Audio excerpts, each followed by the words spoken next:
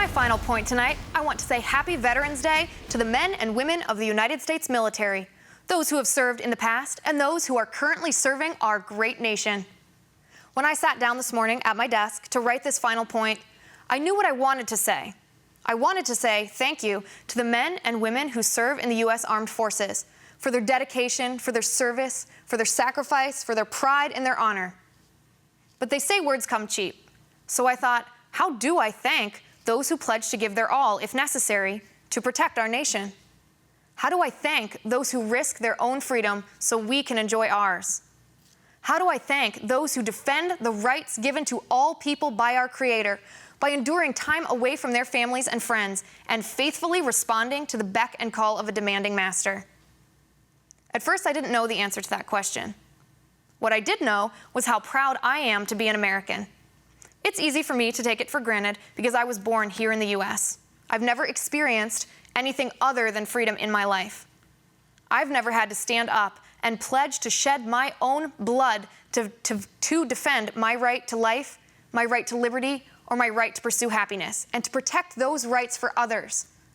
But I'm surrounded by those who have and those who do.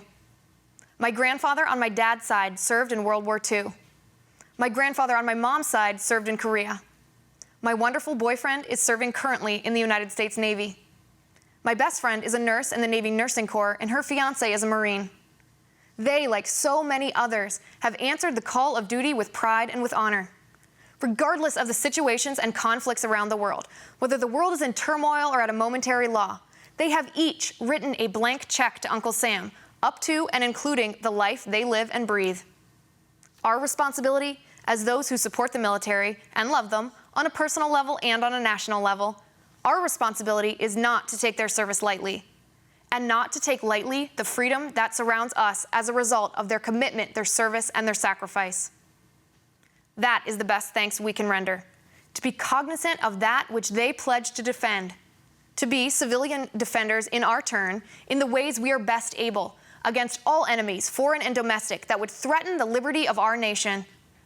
Only by doing to the best of our ability everything we can do to preserve and protect the Constitution of the United States are we able adequately to illustrate our gratitude to the less than 1% of Americans who are willing to put their lives on the line to do the same.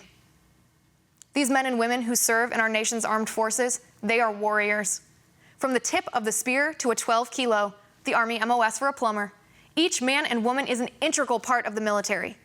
Without each position, the mission of the whole would be impossible. To my grandfathers, to my best friend, her fiancé, to my boyfriend who makes my heart overflow with pride every day, to all the men and women who have ever served and are currently serving in the U.S. military, you are the reason we are free. Today and every day, thank you. And that is my final point. Thank you for tuning in tonight for Tipping Point. Before I let you go tonight, there is one thing I want to mention. If you enjoy our program and you like watching my commentary and our news, please take a moment to support our independent network by visiting our website at oann.com/help. It's on the screen right now. And tell the FCC One America News is up against a media monopoly. Let's help protect the independent businesses of America. Again, the website is oann.com/help, and it only takes a few seconds to show support. I hope you'll join us again tomorrow, and in the meantime, keep up the conversation with me on Twitter at @Liz_Wheeler, and have a great night.